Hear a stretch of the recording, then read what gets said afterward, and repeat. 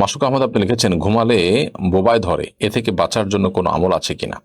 শিলা আক্তার লিখেছেন, ঘরে অনেক কিছুতেই ছবি থাকে, যেমন বই, পত্রিকা, ম্যাগাজিন, সেক্ষেত্রে কি ওই রুমে নামাজ হবে? সুমন আহমদ আপনি লিখেছেন, 4 রাকাত বিশিষ্ট সুন্নত নামাজে সূরা মিলাবো কি না? মোহাম্মদ হোসাইন ইমাম আপনি লিখেছেন, আমি একটা ফ্যাশন হাউসে জব করি, এখানে মাঝে মধ্যে বাদ্যযন্ত্র বাজানো হয় এবং মাঝে মধ্যে কোম্পানির স্বার্থে মিথ্যা বলতে হয়, এই কাজ কি আমার জন্য হালাল হবে? ফারজানা কলি এআইডি থেকে আপনি লিখেছেন, আসুন্না ফাউন্ডেশন থেকে আপনারা কি মহিলাদের জন্য টেলারিং ট্রেনিং এর ব্যবস্থা করেছেন? যদি করে থাকেন আমি এখানে কিভাবে জয়েন করতে পারি? আবির ইসলাম লিখেছেন, আমার স্বামী দীর্ঘ 7 বছর আমার কোনো খোঁজ খবর নেয়নি, তাকে ডিভোর্সের কথা বললে সে বলে আমি বিয়ে করে ফেলেছি, তুমি বিয়ে করে ফেলো। এখন আমি ওকে ডিভোর্স ছাড়া বিয়ে বসতে পারবো?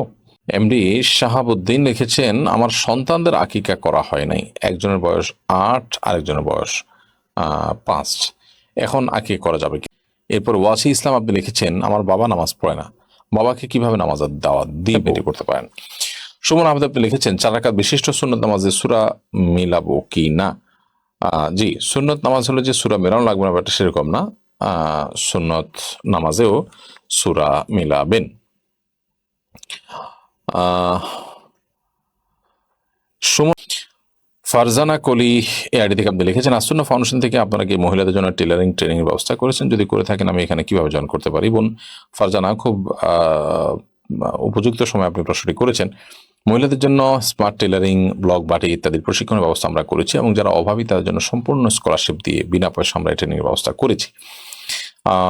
এখানে জয়েন করার জন্য এখন একটা ব্যাচে ভর্তি চলছে, আপনি এই মুহূর্তেই আবেদন করতে পারেন এবং আমাদের ফাউন্ডেশনের যে অফিসিয়াল নম্বর সেখানে যোগাযোগ করতে পারেন, কিংবা ফাউন্ডেশন আফতাবনগরে সরাসরি সাক্ষাৎ করে আপনি এখানে ভর্তির জন্য আবেদন করতে পারেন। আপনি উপযুক্ত বিবেচিত হলে অবশ্যই ইনশাল্লাহ আপনি চান্স পাবেন। মোহাম্মদ হোসাইন ইমাম আপনি লিখেছেন, আমি একটা ফ্যাশন হাউসে জব করি, এখানে মাঝে মধ্যে বাদ্যযন্ত্র বাজানো হয় এবং মাঝে মধ্যে কোম্পানির স্বার্থে মিথ্যা বলতে হয়, এই কাজ কি আমার জন্য হালাল হবে? আপনার যদি মিথ্যা বলতেই হয় তাহলে আপনার জন্য অবশ্যই কাজ করা হালাল হবে না। আপনি হয় মিথ্যা পরিহার করে সত্য বলবেন, সত্যের উপর টিকে থাকবেন, তাতে আপনার চাকরি থাকলে থাকবে, না থাকলে প্রতিপক্ষকে আপনার অপারগতা জানিয়ে দিবেন, অথবা আপনি সে চাকরি ছেড়ে দিবেন, দুইটার একটা। আর বাদ্যযন্ত্র বাজানো হয় এরকম যদি হয় তাহলে আপনি নিজেকে সেখান থেকে বাঁচাবার চেষ্টা করবেন, সেরকম সুযোগ না থাকলে নিরুপায় আপনাকে অনবরত বাদ্যযন্ত্র শুনতেই হয়, তাহলে সেক্ষেত্রে আপনি সেখান থেকে অবশ্যই লিভ করবেন, অন্য কোনো চাকরি খুঁজবেন। হারামে লিপ্ত থাকবো, আমার উপার্জন তো দুনিয়ার হবে, কিন্তু পাশাপাশি আমার দিন ধ্বংস হবে, আমাদের ইমানের চেতনা নষ্ট হবে, সেটা কোনো ইমানদার হতে দিতে পারে না। এরপর ওয়াসি ইসলাম আপনি লিখেছেন, আমার বাবা নামাজ পড়ে না, বাবাকে কিভাবে নামাজের দাওয়াত দিব? আপনার বাবা নামাজ পড়ে না, সেক্ষেত্রে আপনার বাবাকে নামাজের গুরুত্ব আপনি বোঝাবেন। আপনার বুঝ যদি তিনি গ্রহণ না করেন তো অন্য কাউকে দিয়ে বোঝাবেন, আল্লাহ তার কাছে কায়মান বাক্যে দোয়া করবেন। এরপর তিনি যদি কাজ তার মধ্যে যদি কাজ না করে তাহলে সেক্ষেত্রে আপনি তাকে জোর প্রয়োগ করতে, বল প্রয়োগ করতে যাবেন না, বা তার সাথে ব্যবহার খারাপ করতে যাবেন না। এমডি শাহাবুদ্দিন লিখেছেন, আমার সন্তানদের আকিকা করা হয় নাই, একজনের বয়স 8, আরেকজনের বয়স 5, এখন আকিকা করা যাবে কিনা? যদি সন্তান শিশুর বেলা আকিকা করা না হয় তাহলে বড় হওয়ার পর আকিকা করা যাবে না। নবী সাল্লাল্লাহু আলাইহি ওয়াসাল্লামের আকিকা তিনি নিজে করেছেন বলে বর্ণনায় আছে। এছাড়া ফোকাহে কেরামেরও এই সম্পর্কে স্পষ্ট ফতোয়া রয়েছে যে কারো যদি ছোটবেলায় আকিকা দেওয়া না হয়, জীবনের অন্য কোনো পর্যায়ে যখন আকিকা দেওয়ার তৌফিক হবে বা সুযোগ হবে তখন তারা আকিকা দিতে পারবেন, যদিও সময়ের মধ্যে দেওয়াটাই উত্তম এবং সুন্নাহ। 7 দিন, না পারলে 14 দিন, না হলে 1 দিন, কোনো কারণে সেগুলো মিস হয়ে গেলে পরে দিলে আদায় হবে। আবির ইসলাম লিখেছেন, আমার স্বামী দীর্ঘ 7 বছর আমার কোনো খোঁজ খবর নেয়নি, তাকে ডিভোর্সের কথা বললে সে বলে আমি বিয়ে করে ফেলেছি, তুমি বিয়ে করে ফেলো। এখন আমি ওকে ডিভোর্স ছাড়া বিয়ে বসতে পারবো? এই যে একটা কথা তিনি বলেছেন, আমি বিয়ে করে ফেলেছি, তুমি বিয়ে করে ফেলো, এটা ইঙ্গিত সূচক তালাকের পর্যায়ে পড়তে পারে। এ বিষয়ে আমি আপনাকে বলবো ডিটেল কোনো একটা ফতোয়া বিভাগে, আশেপাশে কোনো বড় একটা মাদ্রাসায় ফতোয়া বিভাগে গিয়ে আপনি বিস্তারিত লিখিত আকারে প্রশ্ন করুন এবং সেখান থেকে ইনশাআল্লাহ আপনি সঠিক উত্তর পাবেন। কারণ তালাকের বিষয়ে এ ধরনের সংক্ষিপ্ত কোনো প্রশ্ন করে সঠিক উত্তর পাওয়াটা কঠিন। এজন্য তারা আপনার কাছ থেকে কোনো পাল্টা প্রশ্ন করে কোনো তথ্য জানতে চাইতে পারে, কোট আনকোট করে আপনাকে অনেক কথা বলতে হবে, একটু এদিক সেদিক হলে মাসালা বা ডিসিশন চেঞ্জ হয়ে যেতে পারে। তো সেজন্য আমি অনুরোধ করবো যে এর জন্য ফিজিক্যালি উপস্থিত হয়ে আপনার প্রশ্ন উত্তর জানার চেষ্টা করেন। তারপরে ফরজ নাকি মুসলিম নেতারা কখন প্রতিবাদে ডাক দিবেন সে অপেক্ষায় থাকবো। একজন বলছিল আমার প্রতিবাদের কোনো মূল্য নেই, তাই প্রতিবাদ করি না। এটা ঠিক না যে প্রতিবাদের কোনো মূল্য নেই সেজন্য প্রতিবাদ করব না। আমাকে আল্লাহ তাআলা যতটুকু তৌফিক দিয়েছেন ততটুকু তৌফিকের জন্য জবাবদিহি করবো, যে আমি মুখে অন্তত প্রতিবাদ করতে পারছি, লেখার মাধ্যমে সুন্দর উপায়ে আমি সেটা প্রতিবাদ করতে পারছি কিনা। যদি আমি সেটি করতে পারি তো ভালো কথা, যদি না পারি তাহলে সেক্ষেত্রে এটি গুনাহের কারণ হবে এবং দায়িত্ব অবহেলা হবে। নবী সাল্লাল্লাহু আলাইহি ওয়াসাল্লাম বলেছেন নবী করিম সাল্লাল্লাহু আলাইহি ওয়াসাল্লাম বলেছেন যে মান রাআ মিনকুম মুনকারান ফালিয়ুগাইয়িরহু বিয়াদিহি, তোমাদের মধ্যে কেউ যদি কোনো অন্যায় কাজ দেখে সেজন্য তার হাত দিয়ে সেটাকে পরিবর্তন করে দেয়। ফাইল্লাম ইসতাতি' ফাবিলিসানি, যদি সে হাত দিয়ে না পারে তাহলে তার মুখ দিয়ে পরিবর্তন করবে। ফাইল্লাম ইসতাতি' ফাবিকলবি, আর যদি সেটা দিয়েও না পারে তাহলে তার অন্তর দিয়ে সেটাকে পরিবর্তন করবার চেষ্টা করবে। বিধায় এরপরে আমাদের দায়িত্বশীল এবং সচেতন হওয়া উচিত। মাসুক আহমদ আপনি লিখেছেন, ঘুমালে বোবায় ধরে, এ থেকে বাঁচার জন্য কোনো আমল আছে কিনা? দেখুন, আমাদের অনেকেই ঘুমালে যখন আমাদের শরীরের মধ্যে প্যারালাইসিসের মতো ভাব হয়ে যায়, আমাদের সেন্স ঠিক থাকে বা হাত পা কিছুটা নাড়াতে পারি না, আমরা সেটাকে বোবায় ধরা বলি। এটা আমাদের সমাজে বহুল প্রচলিত। সাধারণত বোবায় ধরা বলতে আমরা মনে করি যে বোবা জিনে ধরছে, সেজন্য আমরা বোবার মতো হয়ে গেছি, কথা বলতে পারছি না, আওয়াজ নাই এবং নড়াচড়া নাই, অথবা আপনার জিনে ধরার ফলে আমরা বোবার মতো হয়ে গেছি, এটাকে আমরা বোবায় ধরা বলি। আসলে এটা জিনে ধরা, এটি কোরআন হাদিসের আলোকে যেমন প্রমাণিত না, এবং ইসলামী শরীয়তের দৃষ্টিকোণ থেকে এটাকে জিনের ধরার কারণে এরকম হয় তেমনটি বলা হয়নি।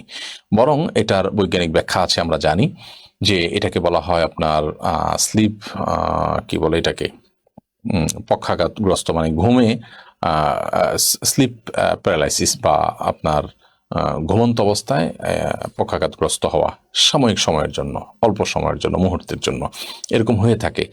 তো এরকম যদি হয় তাহলে সেক্ষেত্রে চিকিৎসকদের বিভিন্ন পরামর্শ আছে এটি কেন হয়। সাধারণত না ঘুমালে, ঘুম গভীর না হলে, শুয়ে থাকলে, বিভিন্ন ডিভাইস আশপাশে রাখলে, সেগুলো চালু থাকলে, সেগুলোর কারণে অনেক সময় এরকম অসুবিধা হতে পারে। শরীর অত্যধিক ক্লান্ত থাকলে এরকম হতে পারে, এবং দিনের বেলা ঘুমের অভ্যাস থাকলে রাতের বেলা এরকম হতে পারে। এই জন্য দিনের বেলা যথাসম্ভব না ঘুমিয়ে রাতে তাড়াতাড়ি ঘুমিয়ে যাওয়া উচিত, এবং লম্বা সময় ধরে খুব মন ভরে ঘুমানো উচিত, এবং ডিভাইস ইত্যাদি থেকে যথাসম্ভব ঘুমের আগে থেকে দূরে থাকা উচিত, এবং এগুলোকে দূরে রাখা উচিত, এবং সম্ভব হলে বন্ধ করে বা এরোপ্লেন মোড দিয়ে রাখতে পারলে ভালো হয়।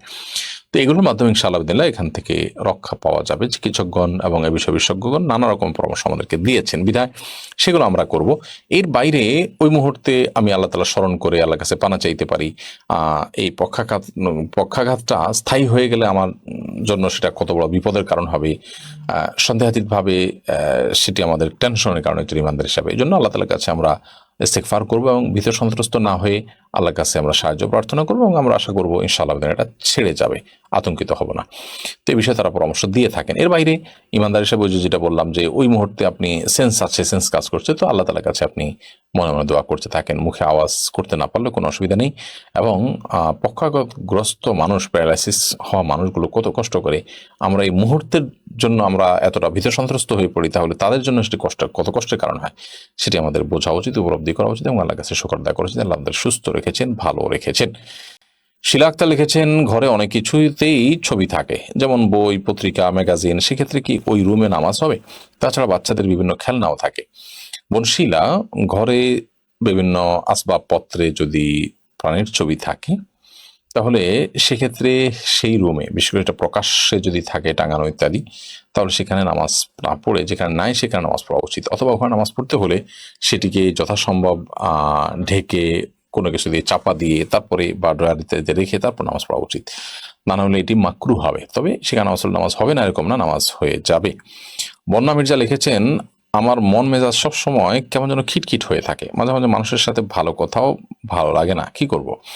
আপনি কোনো ডাক্তার দেখাতে পারেন, সাইকিয়াট্রিস্ট দেখাতে পারেন, মানসিক কোনো ডাক্তার দেখাতে পারেন। সেই সাথে আপনার এই অবস্থা থেকে উত্তরণের জন্য, যদি আপনার মনে হয় এটা হঠাৎ করে হয়েছে, আপনি রুকিয়া বা ঝাড়ফুঁক করাতে পারেন। কারণ অনেক সময় ব্ল্যাক ম্যাজিক অথবা দুষ্টজনের উপদ্রবের কারণেও কিন্তু মানুষের মধ্যে এ ধরনের সমস্যা তৈরি হয়, বিধায় সেই চেষ্টা আপনি করতে পারেন। এমনি আকরাম হোসেন লিখেছেন, ঘরে একা ফরজ নামাজ পড়লে কি উচ্চস্বরে কোরআন তেলাওয়াত করতে হবে আর উচ্চস্বরে তাকবীর দিতে হবে? একা একা যখন আপনি তেলাওয়াত করবেন তখন নীরবে কিংবা উচ্চস্বরে যে কোনোভাবে পড়তে পারেন। যদি অন্য কারোর ডিস্টার্বের আশঙ্কা না থাকে আপনি উচ্চস্বরে পড়তেই পারেন। আর তাকবীর বিষয় যেটি, সেটা হলো যে আল্লাহু আকবার, নামাজের কথা আপনি বলছেন। নামাজ যখন পড়বেন তখন উচ্চস্বরে কোরআনে কারীমের তেলাওয়াত আপনি রাতের বেলা নামাজ হলেও করতে পারেন, আবার চাইলে নীরবেও পড়তে পারেন। দিনের বেলা নামাজ তো ডেফিনেটলি আপনাকে আস্তে পড়তে হবে, এবং তাকবীরগুলো আপনি উচ্চস্বরে দিবেন। সেই সাথে একামত দিবেন, একামত দিয়ে ইমামের যেভাবে নামাজ পড়ায় ঠিক ওইভাবে আপনি নামাজ পড়বেন। উদ্দেশ্য হলো অন্য কেউ যেন আমার তাকবীর শুনে, আমার একামত শুনে আমার সাথে এসে সামিল হয়, যোগ দেয়, এমনকি নফল নিয়তে এসে যোগ দিলেও আপনি জামাতের সওয়াব পেয়ে গেলেন। সেই উদ্দেশ্যে আপনি এটি করতে পারেন।